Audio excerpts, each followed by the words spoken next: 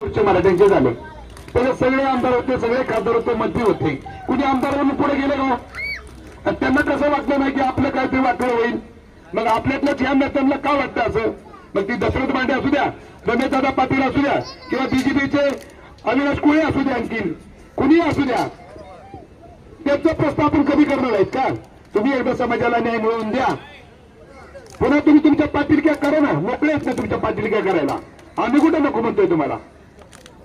तुम्ही सांगा, हरिदास कमिटी ही ओटीसी क्षेत्रातील लोकांना न्याय देण्यासाठी निवडलेली कमिटी होती, आणि त्याच्यावर आपले बांधव म्हणजे ओटीसी क्षेत्राचं ज्याला ज्ञान आहे आणि ज्यांना त्यांच्या समस्या माहीत आहेत, अशी 3 लोक त्या समितीवर घेतली. चेतनदादा पाटील, अविनाश कोळी आणि तळेकर. तो अहवाल पॉझिटिव्ह झालाय, तो अहवाल वाचला पाहिजे. आणि तो अहवाल आपल्याला लागू होतो का? या अहवालामुळे आपल्या लोकांचं सगळं चांगलं होतंय का? आणि 100% चांगलं होणार होतं त्या अहवालानं. पण त्या अहवालानं उलट होऊन बसलं आणि त्या एवढ्या बुमऱ्यात झाले की आपले मिळालेले व्हॅलिडिटी सगळं रद्द व्हायला लागल्या.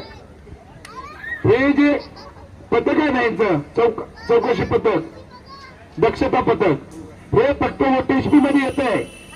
टीएसपी मध्ये कुठेही पथक जात नाही, कोणत्याही चौकशी करीत नाही. का? आपलीच खरेदी का नाही ती? मग ह्यांना अधिकार देणारे हे नालायक आम्हाला सांगतात आमच्या जबरदस्ती सह्या घेतल्या. असं होतंय गाव?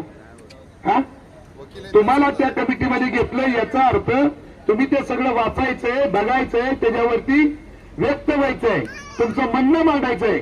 आणि जर कमी असेल तर त्यांना सांगायचंय याच्यात ही चुकी आहे, दुरुस्ती करा. ही माझ्या समाजाला न्याय मिळवून देऊ शकत नाही, बरोबर का? मग त्यांनी ह्या दुरुस्त्या करून ज्या आपल्याला लागू होत्या त्या त्याच्यात घेऊन सह्या करायला पाहिजे होत्या. हरिदास कमिटीच्या रिपोर्टवर जर आपल्याला लागू रिपोर्ट झाला असता तर आज आपल्याला इथं मोर्चा घ्यायची आणि आंदोलन करायची गरज पडली नसती. पण ह्या नालायकांच्या मग त्यांची आर्थिक देवाणघेवाण झाली हे आम्हाला माहित नाही, पण ह्यांनी आमच्या मुळावर म्हणजे आमचं समूळ नष्ट करण्याच्या प्रयत्नावर त्या खलित्यावर सह्या करणाऱ्या आवला द्यायच्या. आणि पुन्हा आणखीन वर्ण सांगतात त्या की आम्हाला त्यांनी वाचून दिलं नाही आणि त्यांनी आम्हाला डायरेक्ट सांगितलं सहाय्य करायला. अरे ती काय तुमच्या नात्यानं कोण लागत होतं?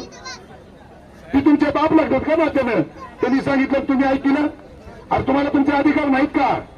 लोकशाहीमध्ये प्रत्येकाला अधिकार आहे आणि तुम्हाला अधिकार आहे म्हणून त्याच कमिटीवर तुम्हाला घेतलं होतं. म्हणून हरिदास कमिटीचा हा सगळा गोंधळ आहे.